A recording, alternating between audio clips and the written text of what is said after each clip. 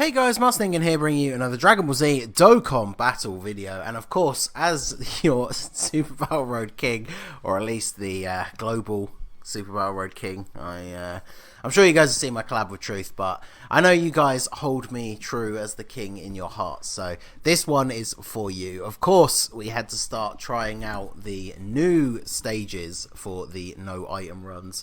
There's maybe one or two more after this that I think are doable, but this of course is the Android Saga, just the Androids only, should I say, team, and then of course Android Saga on the brain, because what I was about to say is this run does not include the new INT LR cell.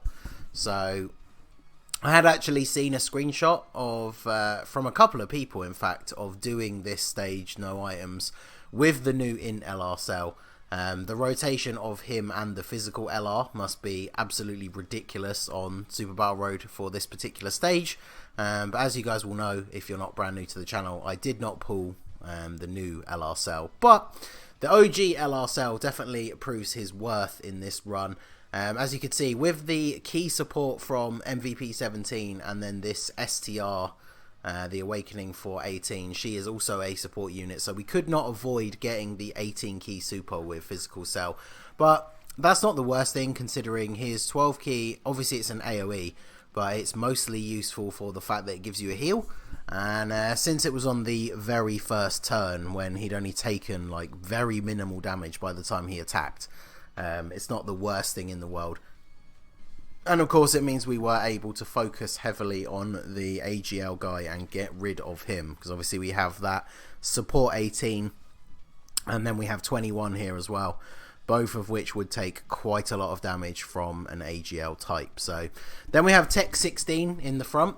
As you can see there, his passive did not activate. He did dodge the first attack, so he's kind of a wild card, considering that his defense passive is random.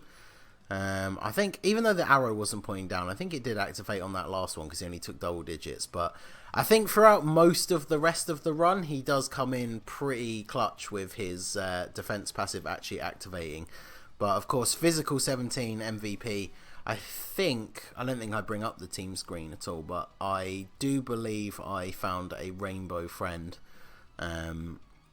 I did record this run a couple of days ago, and I'm now recording the commentary afterwards, so it's kind of interesting for me to see the run back, because I have not seen it since the day that I actually did it. So obviously this is going to be one of our main rotations, very powerful rotation with the fully easy aid and rainbow tech cell, who can not only hit hard, he tanks well and can heal, obviously based on the amount of orbs that you can pick up.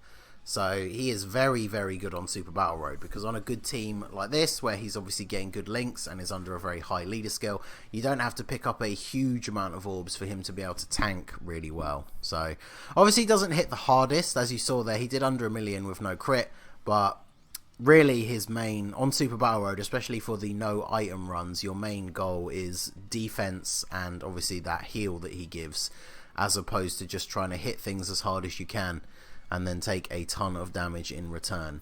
And MVP 17, one of the big things about this team that makes this run work really well, and it crosses over to basically any of the stages.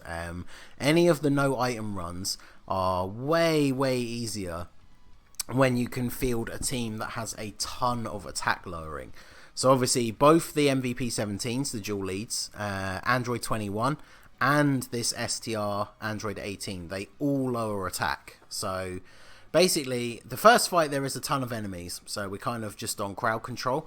But I think the second fight is definitely 2 enemies. I think the last one might be as well, I forget. But obviously it's really good when there are fewer enemies. We can focus on one in particular and completely nerf their attack into the ground, so that it's outside of super attacks, they basically can't do any damage to us. So 16 dodging the super attack as well. What a beast. I can't remember exactly how I did his star abilities, but I've mentioned this many times on videos and on streams before. Because he is a defensive unit who I will constantly be putting in front of attacks, he does have a fair bit of dodge He's obviously not designed to be a hard hitter, so he's not really a unit that you should just give like full crits and additionals, because he's never really going to hit that hard anyway. But because his main job is to tank, you're always going to be putting him in front of attacks, so it makes sense to give him some dodge. Because hey, why take that chance of 50% of his guard activating when he could potentially take 0 damage? So we're obviously going to finish off this last guy here. Yeah, put physical cell in the front slot because we can get that free heal. I decided not to risk the tech cell because there wasn't a huge amount of orbs that I could pick up. And if he wasn't able to one-shot the last part of this guy's health, he would probably have taken a little bit more damage than I would have liked on the way back, just because we didn't pick up a whole huge amount of orbs for him to raise his defense. So as long as we finish him off with one of the units that gives us a heal, that's what I was looking for. Because as you can see now, if you look down at the bottom, we have come out of the first fight and we are on full HP, and we are just over halfway towards our Dokkan mode. So second fight, Rildo, and I have no idea what that guy's called. I only remember him being one of the robots from the Black Star story event where you farm the apples from to get the Kais every time it comes around. No idea what that character name is supposed to be. So Rildo is the threat because he is an STR unit and half of our team is physical. So we are going to focus on him for the attack lowering. I do decide to hit that tech guy once with the 17 in the middle, just because obviously he's going to hit us first, and as good defensively as physical 17 is, I obviously don't want to take any risks, and we're going to hit him with that attack lower. Obviously having 2 17s on the rotation, look at that, dodging a super attack again, but having 2 17s on the rotation is obviously very powerful anyway, because he does boost his allies' defense. So having both of them means a huge defensive buff. But see, still 28k from the tech unit. So a little bit concerned about Rildo. I'm actually very happy that he super attacked 16 early in the turn, because one thing I did notice while testing out this stage for the potential no items run is even with the attack lowering doesn't really affect damage that you'll take from super attacks very much. And it literally becomes a case of if the wrong unit gets super attacked, you die. Because obviously here we're clearly not going to kill Rildo this turn. If he super attacks LR Cell in the middle, then we just die, and unfortunately there's not really anything we can do about it. So obviously picking up as many orbs as I can to get a little bit of extra health. We picked up a decent amount of orbs with Tech Cell, so yeah, he's able to tank for double digits, especially combined with the fact that both of them have been hit with 1 attack lower already. So that all multiplies in together to allow him to tank really, really well. In fact, LR Cell should probably tank pretty well against the tech guy as well. Maybe not Rildo, but at least both cells heal us in this turn as well. So as you can see, we've jumped up to quite a significant amount of health. And yeah, he actually tanked Rildo pretty well as well. So STR-18, very good addition to the team. She does get a decent attack and defense boost by having a bunch of androids allies, but she obviously probably is the weakest unit on the team, both in terms of damage and how much damage she will take. But she does provide that extra little bit of support, as well as the fact that she lowers attack. And then of course, as a support unit, I'm pretty sure I gave her a healthy dose of dodge. I've had so many green gems and nothing to spend them on that as soon as we saw that she was getting an awakening, I just decided to buy the extra 4 copies of her and rainbow her.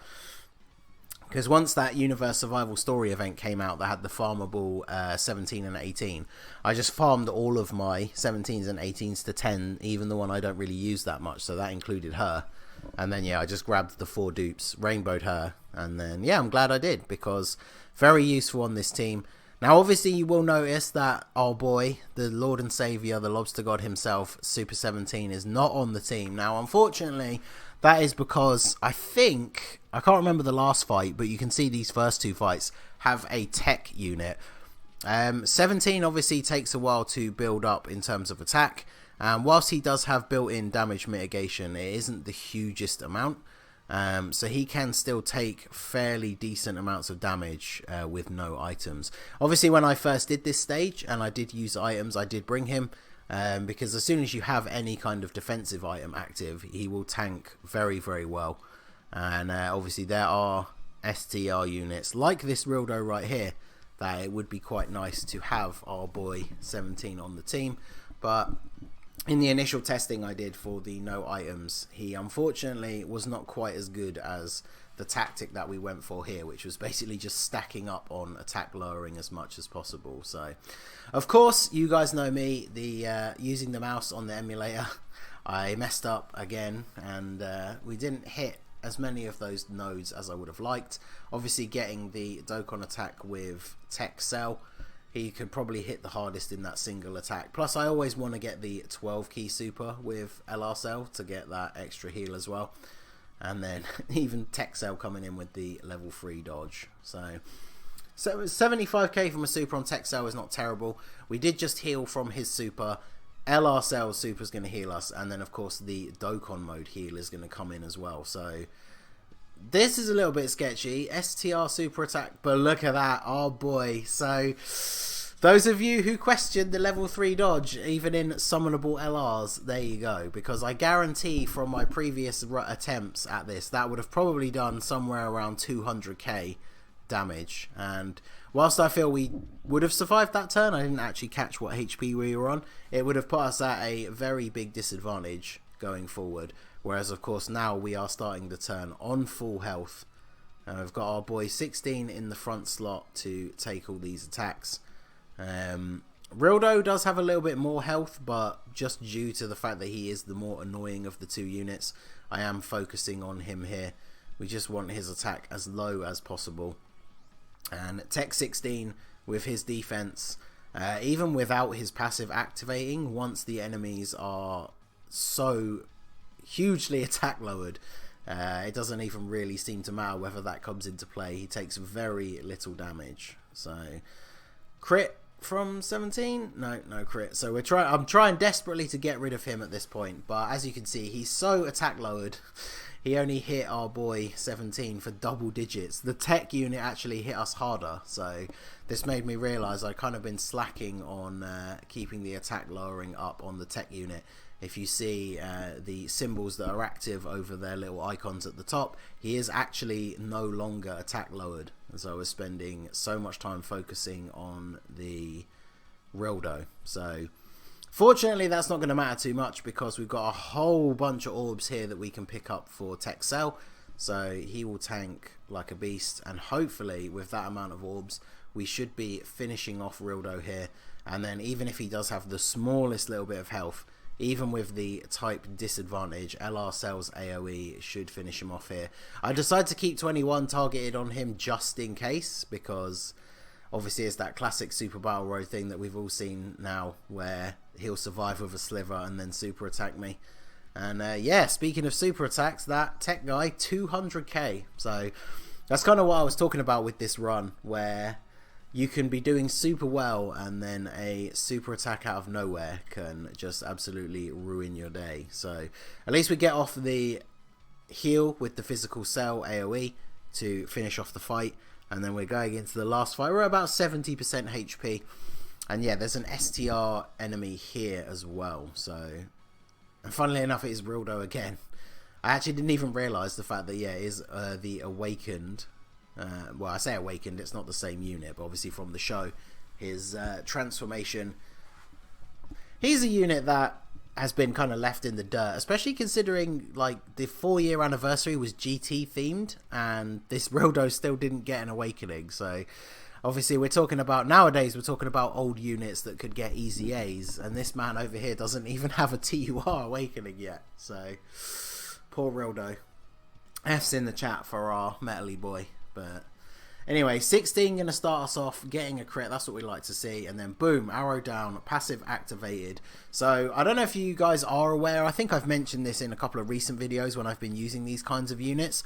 But units like B-Pan, the free-to-play Tech Bulma, this 16, the new 16, even Ultimate Gohan, when their passive activates to guard or like reduce damage, it will then stay active for the rest of the turn.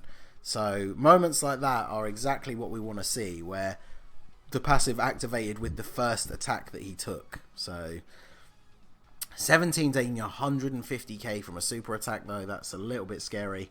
But This is our big sort of recovery rotation, because obviously both of our cells heal us, and Tech Cell able to tank nicely. Didn't get a huge amount of orbs, but he should be okay. He'll probably take a fair bit of damage from the baby, what with the type disadvantage. But of course, STR 18 being here does provide him that extra little bit of defense as well.